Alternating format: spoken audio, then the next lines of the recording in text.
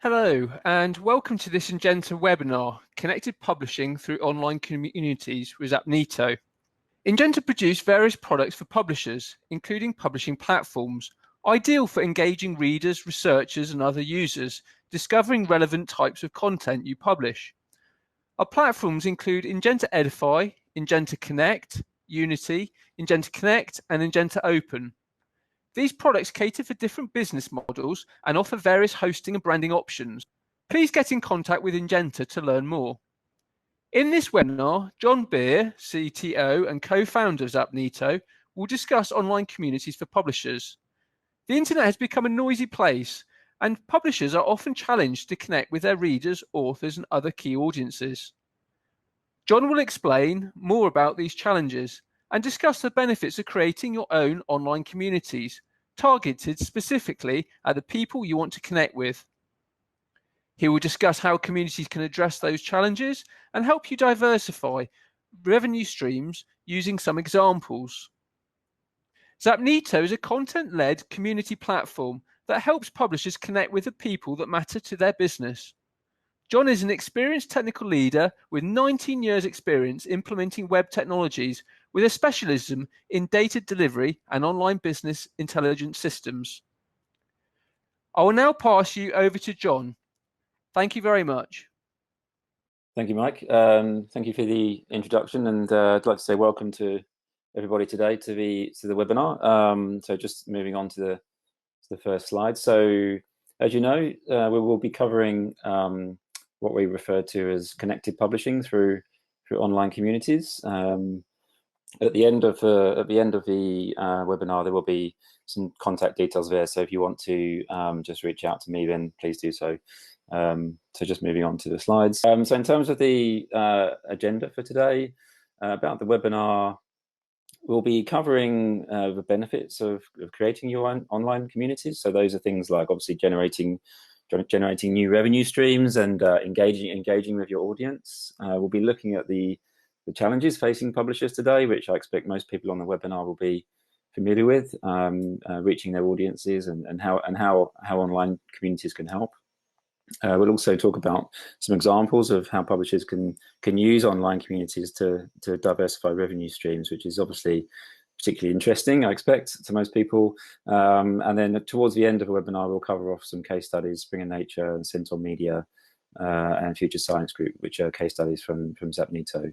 In terms of the sections of the webinar, part one will be the main topic for the webinar around connected publishing.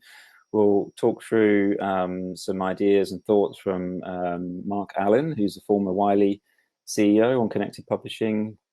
What I would like to do also is just talk a little bit about the evolution of digital publishing as a background to this topic, because it's obviously very important in terms of how the internet has revolutionized the publishing industry over the last 30 to 40 years.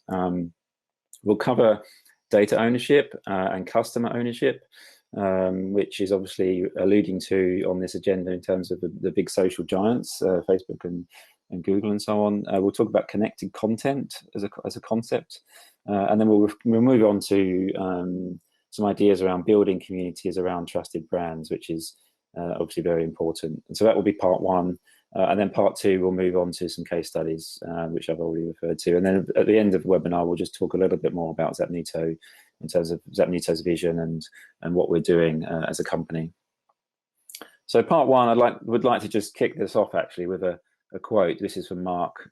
Just a disclaimer: Mark is an advisor to Zapnito, so we're quite closely connected with Mark. But he's obviously a thought leader in this space, and definitely worthwhile following what he's up to. He's always got some interesting ideas about our industry. So his quote here: "I believe the future of digital media will be driven by the powerful integration of networks and high-value content." So what he's really alluding to here is how communities and how networks of individuals add value to content. So obviously content has value in its own right. It's highly valuable in its own right. But when you can put that content within the context of a network of individuals that are interested in that particular topic area, then the value of that content is elevated in an exponential way. And hopefully that will come across as we go through through the webinar. I would like, actually, before I move on, to say if you do feel the need to ask a question on a particular slide, then please do so as we go. It's always nice to have a bit more of an interactive webinar, I feel. But if the question is not so relevant to the current slide, then we may just answer that towards the end. So some more ideas or thoughts from Mark Allen. So that's Mark there on the left.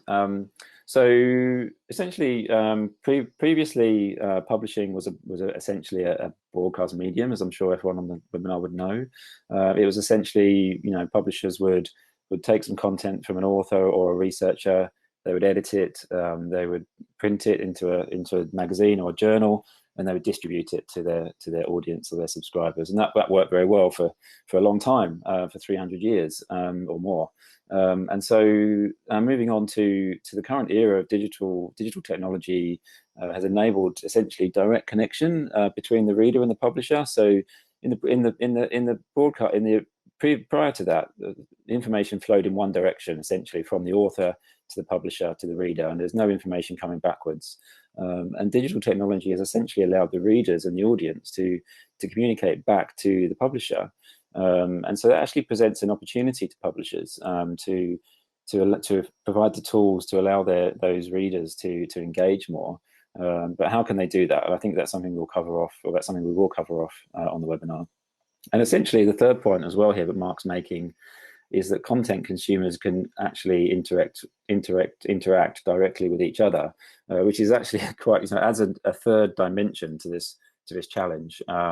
They can talk with one another, they can share information and share data in new and powerful ways. And authors can also self-publish. They can bypass a publisher directly. They can go straight to their readers. So there's some interesting dynamics happening in the last sort of 7 to 8 years of these markets opening up. The other fourth point on this slide, which is critical as well, is that the digital medium has actually changed attitudes to how content is open or closed in all forms of publishing. Really, most consumers, or many consumers these days, kind of expect content to be free and open. They're used to getting information on the internet for free. They're used to getting it instantly, particularly younger generations. We're not prepared to wait, and so that kind of expectation, if you like, has really sort of raised questions around traditional publishing business models and who's funding that readership, whether it's universities or if it's traditional sort of newspaper businesses. How do they still make revenue? And so what does this mean for publishers? It means that their business models are seriously under threat. Many publishing businesses have already collapsed.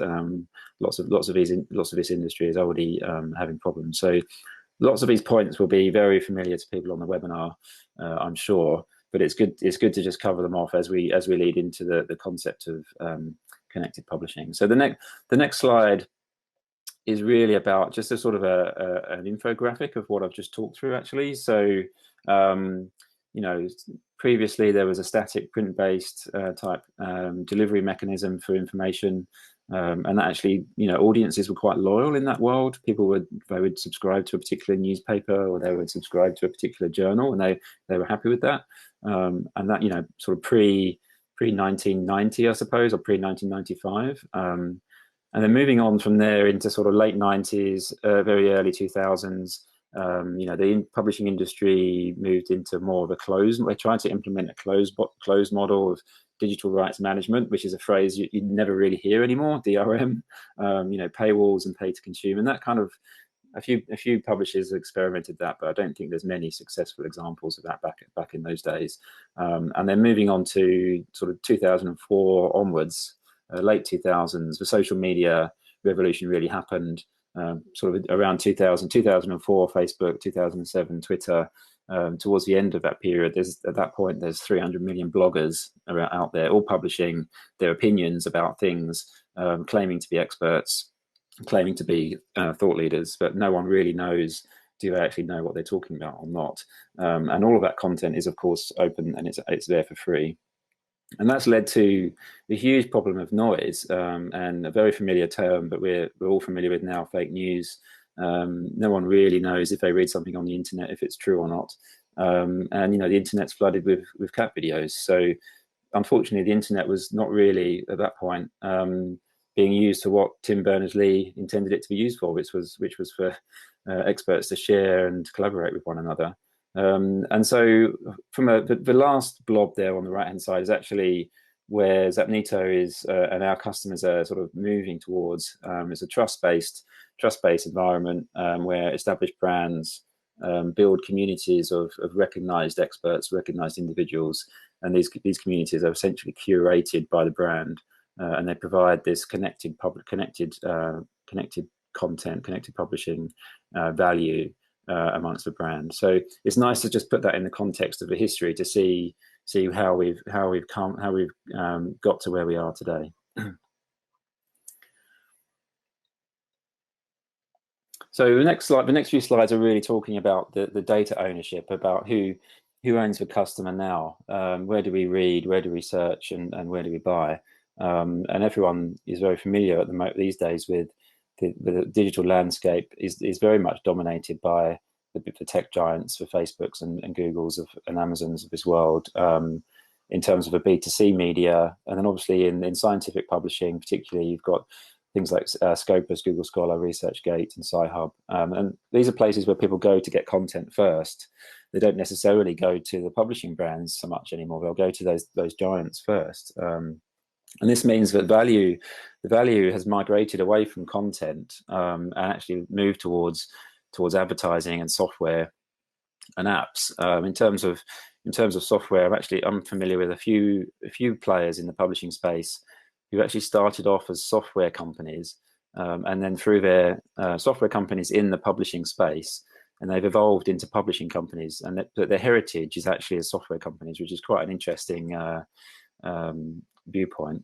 And also, these are still points from Mark that there's still a multi-billion-dollar world of value surrounding content, but actually those billions of dollars are flowing to Google and Facebook. They're not flowing to publishers. But we essentially we believe, Zapnito and also Ingenta, that there's actually a trump card. So the publishers have a trump card, which is communities, and those communities provide a trump card by connecting the content, connecting the brand, and connecting the community together to elevate the value of the content together. So there's also some good examples out there. So Guardian actually is a very good example of how they completely revolutionized their funding model into a sort of a club, essentially. So they did a very, very good job over the last 2 or 3 years of promoting the quality of their content to their readers and persuading their readers to join the Guardian club. And so if you read up on the history of how the Guardian have done that, it's very, very interesting how they've managed to turn their fortunes around by building a community of believers, essentially. And so hopefully through these slides, we'll just talk through some real life use cases of how other publishers can take a similar model. The next slide actually is just sort of putting these brands sort of front and center, if you like. If you don't own the community, you don't own the audience either. So Facebook, LinkedIn, Twitter, Instagram, Pinterest, if you're building an audience on these platforms, then you're essentially building that audience on behalf of those platforms. You're giving that audience to Facebook, and Facebook own the data, and you're essentially giving away the what's the expression, the jewels in the closet. The family heritage is being given away to the platforms, and so we'll show you some examples of how to avoid doing that, but still reach your goals. This slide is really a bit more detail around that problem. 45% of American adults now get their news from Facebook, which is quite worrying, really, if you think about the control that Facebook can have over the news feed, and Mark Zuckerberg's agenda, if he has one. 84% of global spending of digital ads goes to Google and Facebook. Amazon controls 50% of all book sales across the US, and 83% of all ebook sales. So they're huge monopolies. And their dominance is quite worrying when it comes to the data and the control over what users see. So, for example, if Facebook was to change their newsfeed algorithm, which they do, They can do that without any kind of notification to publishers. You may have spent a lot of time curating your content and audience to a particular algorithm that Facebook has implemented on their newsfeed, and they may change that overnight, and your reader numbers can just plummet without you having any control over that. There's also no recourse to a situation. Many publishers are actually putting lots of effort to build the communities on those platforms, and then they have to pay Facebook to reach them. They have to pay Google to reach them. So it's not a good situation at all. Just on the right-hand side there, Google owns over 90% of search engine market around the world. Amazon's control of book sales, again, is 50%, said that. And then also social media advertising in 2018 was $51 billion. So it's an astronomical number. So the next slide, actually, we're just moving on to, there's another quote here by a guy named Professor Bharat Anand. He wrote a book called The Content Trap. And so the power of content is increasingly overwhelmed by the power of user connections. And so what he's referring here to is essentially what's known as the network effect. So the number of network connections is kind of exponentially more powerful than the content itself. And so just move on to some other slides. We'll talk through that. So yeah, that's just talking about the same kind of thing. So what he's really talking about is that the content businesses can get caught in this trap of assuming that their content is enough, and that's not actually the case anymore. You can produce really, really valuable content, but it's really not very often that people just want to read the content itself. People often will want to engage with the community around that topic area. People are interested in making connections, and when they make those connections, then the value of that content is elevated as almost like a logarithmic scale. So that is a really interesting book. It's worth picking up. And so one of the examples here is at the bottom of key points on this slide is actually from a long time ago. Apple produced the Apple I computer, which was very highly designed, beautiful machine, really innovative, had lots of awesome features on it. But actually, it was not very successful at all. It only captured 3% of the market, and actually, people went out and bought IBM PCs, which were ugly. They probably were unreliable. But what those PCs did let them do was they could connect with other people through those PCs. So it's a sort of a hardware example rather than a content example. But it just shows how the network effect can really change the business model. So another quote here from Mark Allen. This is important, actually. So online communities, in some cases, some publishers have tried to build their own online communities. Maybe if you go back 5, 6, 7 years ago, a few examples I can think of where they've really sort of chased the big numbers.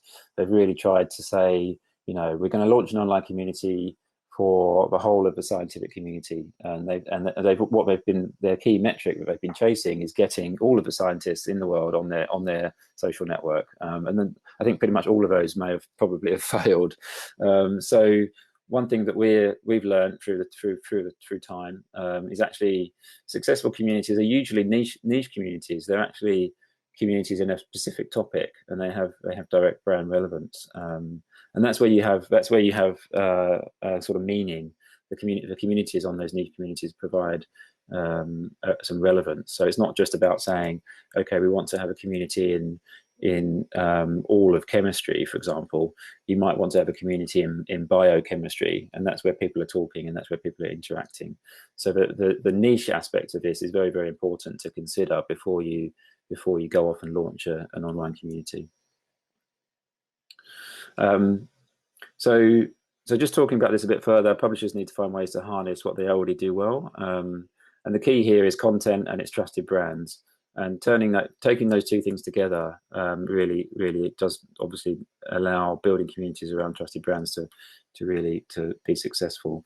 The next slide here is actually kind of an example of that in terms of the contrast between a social network engagement for an audience and a trusted brand engagement. So if you're launching a community on Twitter or Facebook, you might have, say, if you reached 1,000 people or 100,000 people, the percentage of people that are actually engaged in that community on the social networks is actually a very, very low percentage. And this comes from research from University of Michigan. They took an example where a company had launched their own branded community and spent a lot of time fostering that community, and the members of that community in the end spent 19% more in terms of purchasing from that company's products than they would have done on the equivalent social network communities. And so one example that comes to mind about is giffgaff, which people may be familiar with, which is a telecommunications provider. They very successfully have built their own online community of the user support community is very successful for that company, giffgaff. It's not in the publishing domain, but it's in the telecommunications domain.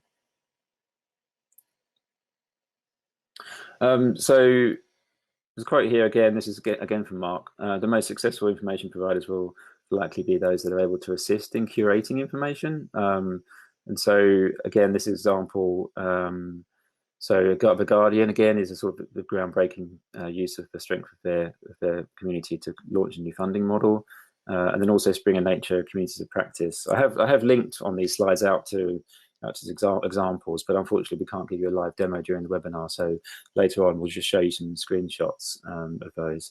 But the key thing really about any community is that it should be the go-to destination for that topic for the community, and it's very focused on learning from peer-to-peer learning essentially, and sharing and discussion about a particular topic.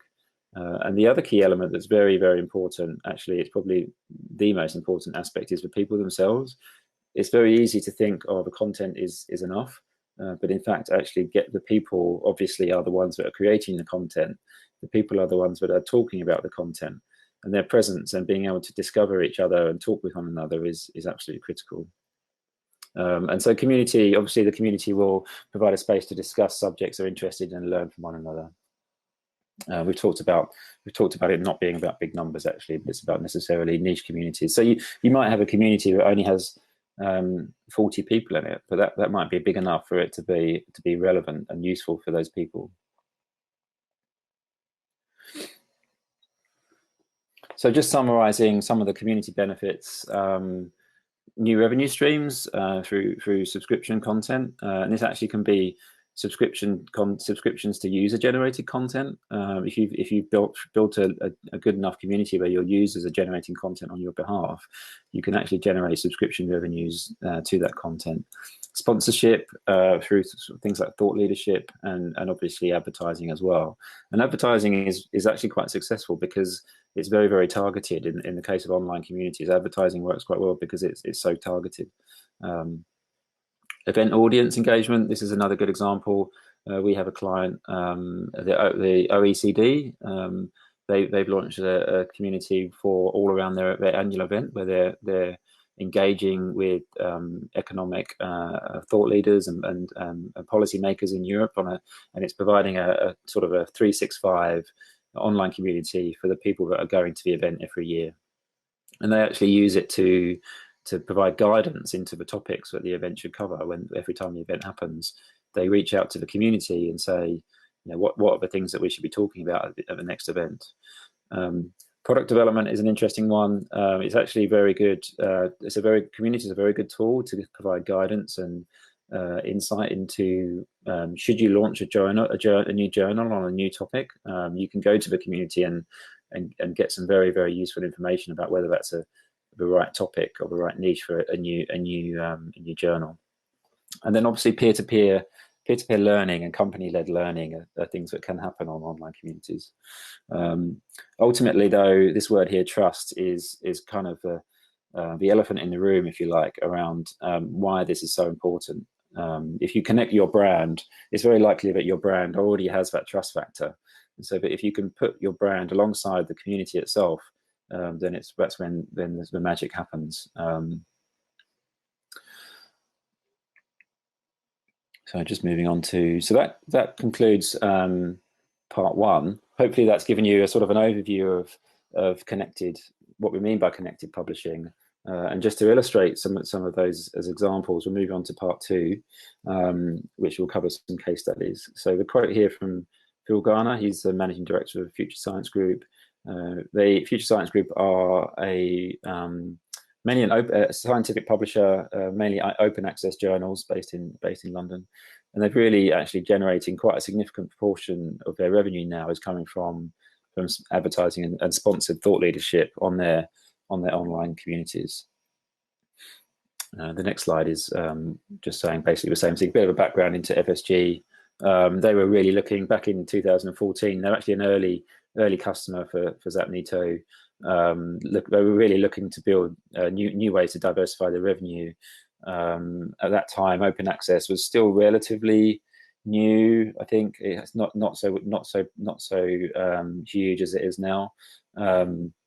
And so they were looking for new ways to diversify their revenue, and online communities have really helped them do that. The next slide is talking about just looking at some examples. So if they want to launch a new community with that Zapnito, they can launch a new one within a matter of weeks. So one thing that's quite important is if you're launching a community, you might not get the topic right first time round. Your choice of topic might be too broad, or it might be too niche. So one thing is that you should have flexibility to change that as you learn what the community are most interested in. And so some of the examples they have, RegMedNet, which is regenerative medicine. That's scientists and researchers and clinicians talking about growing stem cells, for example, in the lab. 3D MedNet is quite a really interesting example of doctors and researchers and clinicians using 3D printing for saving people's lives, essentially. And RxNet is a sort of biochemistry network. And so these guys, they're launching these communities very quickly. If they see an opportunity, they can launch it in sort of 2 to 3 weeks, and then test it as they go. Unfortunately, I'm not able to click out from the webinar to show you a live example. So we've just got some screenshots here. This is RegMedNet. So after the webinar, I'd recommend people have a look. So this is just sort of a homepage. It's very content focused. This is on the right hand side is a screenshot of an article published actually by the community manager themselves. So Zapnito communities are very content led. We believe that the value is very high on the content side. So Zapnito communities are quite focused on the people and the content, and so you'll see that they're less forum style. So many communities online will be sort of noisy forums, and so we tend to avoid that kind of model because lots of noisy forums don't necessarily add value back to the community or in terms of back to the publisher as well. So this is quite a nice example of a content-led forum, and it's very advertising and sponsorship-led. So yeah, just have a look at that, and also some of the FSG examples as well. Next example case study is from Springer Nature. So a quote here from Stephen Inchcombe, who's the Chief Publishing Officer. So we're not trying to create broad social networks. This is about bringing focused communities together without all the noise. So Springer Nature, they have around 30 plus communities with Zapnito, and it's really kind of, I guess here, this is really sort of hammering the point home. Actually, it's sort of strengthening ties with researchers. So what they're doing really is launching online communities, which are sort of adding services back to their researchers and their authors. And providing a platform for community discussion around the journals. So they can launch a new community very rapidly. And what they're doing at this point in time, they launch for community first. So there's some journals next year that Springer Nature are launching, and they've launched for community 6 to 9 months before they launch a journal.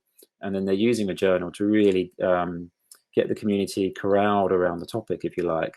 And that's then influencing the editorial pathway for the journal itself. So it's a really interesting model where the community is having a lot of input into the product.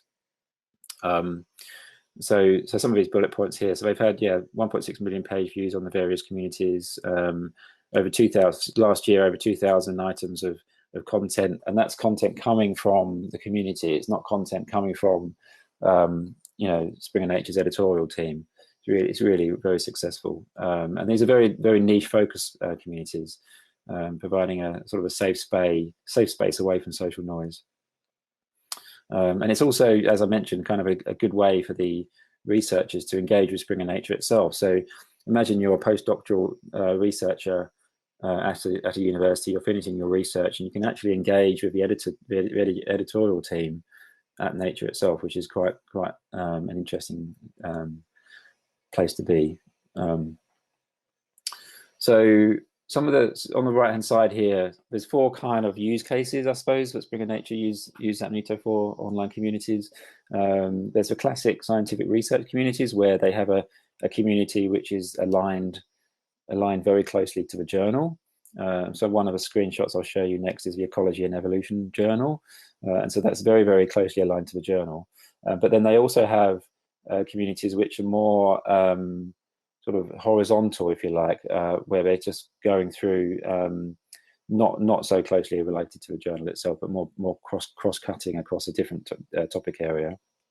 They also have what we call private journal editorial board communities. So scientific reports and some of the Biomed Central communities are private communities which are providing a space for the editorial board members to talk about what their processes are and how learn how to be an editorial board member, essentially.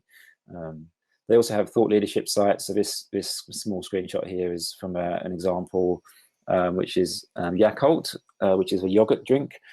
They sponsored some grants in gut health, which is quite an interesting one.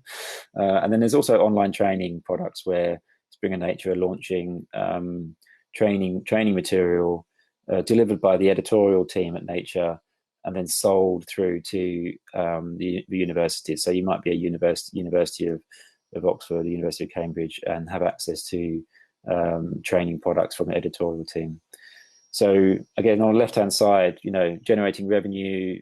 These training products are site license type subscription models, paid for thought leadership sites, and then advertising as well. So obviously you can read through those bullet points. These are just some screenshots from the Ecology and Evolution site. So you can see here all of this content coming in, very frequent content. Dining with microbes, brewer's yeast. That was contribution from one of the users, and all these people are trusted experts that Springer Nature have essentially curated. They've approved these experts to be contributors, and so these people are free to add content to this site. And Springer Nature know that these people are relevant and the right people to be on these sites. And on the right hand side here, you can see an example of an expert profile.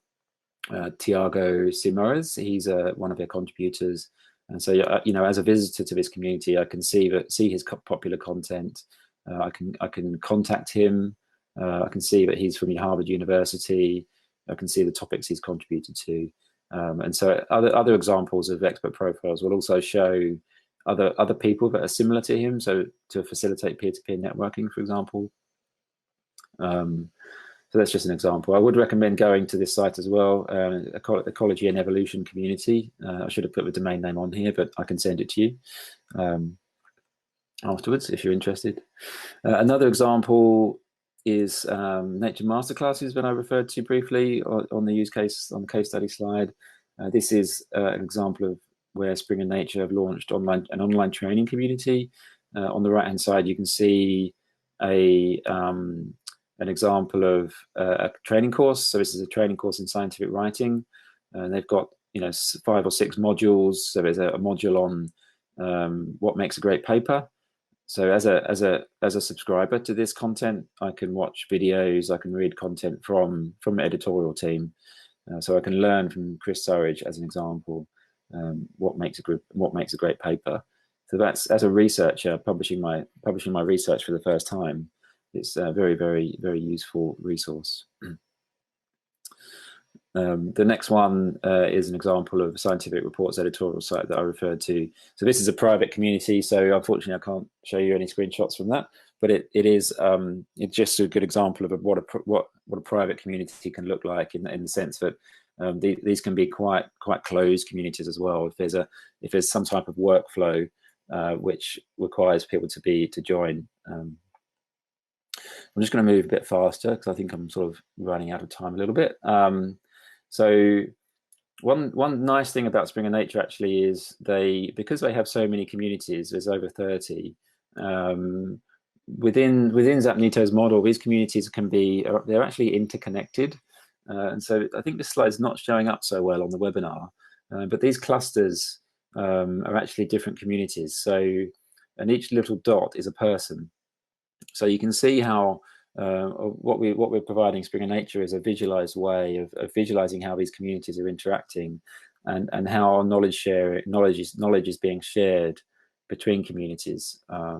So, for example, this blue one at the top, I think, is a microbiology community, and this one down here is the ecology and evolution community. So it's a nice way of seeing the relationships between communities and between the individuals in the communities. So we're doing some quite interesting stuff here to establish how knowledge is shared, not necessarily just within the community, but within multiple communities is really interesting. The next bit actually is sort of talking about one of Springer Nature's models behind the paper, how they're driving really high quality traffic back to the journals. The traffic they get from the community back to the journal is very, very high quality compared to other social channels. So people that go to the community and then go through to the journal content, they spend longer reading the journal content. They read more pages on the journal. They're more likely to download PDF documents, and they're also very much more highly involved in the topic area as well. So, and that's leading to more submissions to the journal. So it's a very important source now for Springer Nature in terms of their workflows. Centaur Media, another case study that we'll just talk about quickly. So this is Centaur Media is a bit more on the thought leadership side. So Centaur launched a community for JP Morgan. The community was called the UK Edge, and so this is just really a community where JP Morgan are showcasing their thought leadership on UK equities, and so for example, they're publishing lots of content around Brexit.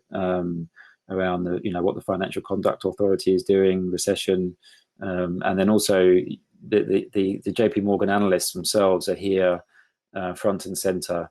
So Callum Abbott is a research analyst or research strategist at JP Morgan, and so as someone interested in this industry, I can learn what Callum Abbott is talking about. This is actually targeted. This community is targeted towards independent financial advisors and pensions advisors to encourage them to buy into JP Morgan's products. So it's a nice example of a thought leadership community.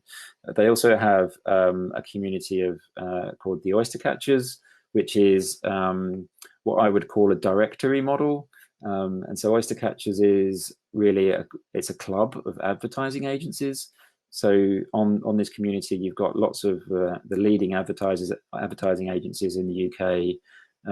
Interacting with each other and sharing their work essentially in order to attract the attentions of big brands. So you might be Ford Motor Company looking for a new advertising agency, and so you might find them on the Oyster Catchers. That's quite an interesting model for a community. So it's an example of a company community, if you like, rather than a community of experts. So that's also an interesting use case that we cater towards. In the B2B publishing space, that would commonly be referred to as a sort of a company directory model. In the B2B space, B2B media. So just following up, sort of moving on to part 3, I guess, a bit more just about Zapnito. So we started out our reason for being is to power what we call expert communities. We're a software as a service community platform. And everything we're doing is, being built to showcase expertise. So anything that encourages low quality content or lots of noisy content, we tend to steer away from that, and we steer towards providing our customers with tools for user-generated high-value content, and using that in the context of building new products. And so, this phrase here, companies, their biggest asset is their experts. They're using it to create branded expert networks and promote thought leadership. So it's just a sort of a slide around about us.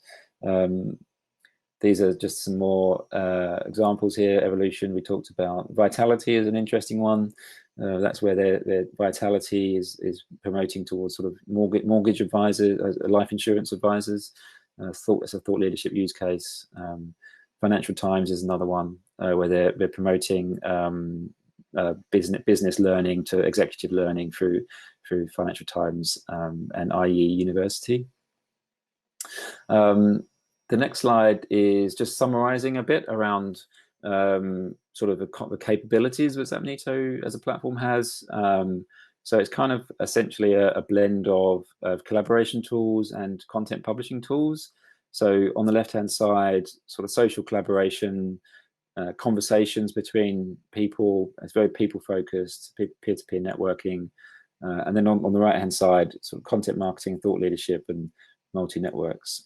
So that's kind of where we sit. Is that kind of Venn diagram, if you like. We're also not purely a software company. We're also we provide services around these online communities as well. So we don't just sort of hand you the software and walk away and say good luck. We provide strategic planning services where we help you come up with the commercialization plans and the content plans for launching the communities and the audience engagement plans. Often we will do development work for customers.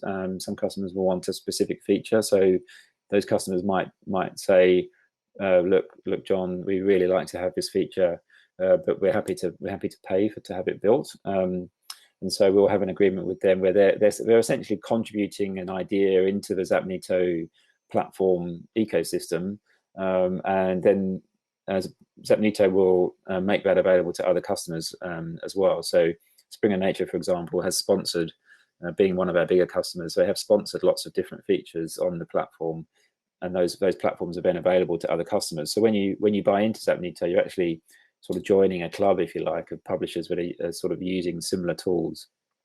There's also lots of options around site migrations and integrations into CRM tools, for example. And then we also have a sort of a site success model as well. So once you're launched, we don't just sort of walk away. We help you get the sites going and to a point of success. And that can include things like market research and testing and reporting. So the question came in just now, looks like a model that maps well to society goals. Do you work with membership societies? Yes, we do. Membership society is actually obviously quite relevant to what we're doing. So it's in societies where membership is obviously the most important thing, and so it's definitely something we're able to work with. It depends really on what your goals are as a society. If it's to increase membership or provide value back to the membership, then that's something that we can do. You can essentially create maybe a kind of like a tiered model within the society. So if you've got in the society, maybe you've got I'm just obviously thinking about a scientific research example, but you might have professors, you might have fellows at a university, or you might have undergraduate students or postgraduate students. So you can quite easily create tiered models of experts within those communities. So the short answer is yes, and so happy to talk you through that a little bit more if you'd like to hear a little bit more about that. Actually, just on that question, one example of society model that we have is it's a federation of societies called FEBS, which is a federation of European biochemical societies. So that's actually a federation of societies where they're providing value back to each of the societies around each European country. So hopefully that's answered your question. But please do come back to me more if you'd like to hear more on that. What I will do is just put on the last slide there's just my contact information. So if you'd like to know more about what we've talked about, or maybe learn more about Zapnito or learn more about the topic, then please do drop me an email. My phone number's there as well, actually, if you want to try and catch me. Working hours, please, would be appreciated. Thanks very much, John. That was really very interesting, and I'm sure online community certainly seems the way forward, and hope our listeners found that interesting and can potentially do something for maybe their sites as well. And if anyone is interested in learning more about Ingenta's publishing platforms, or any of our other products or sales, marketing, or research support provided by PCG, please get in contact with us. Ingenta actually run webinars on a monthly basis, so please follow us on our Twitter handle at WeAreIngenta, or the Ingenta LinkedIn posts, or visit our website to know what's actually being scheduled. Our contact is info@ingenta.com. So please get in contact with us if you want to book an appointment or if you want any further information. But thank you very much, John, for that excellent webinar, and thank you to our listeners. Goodbye then.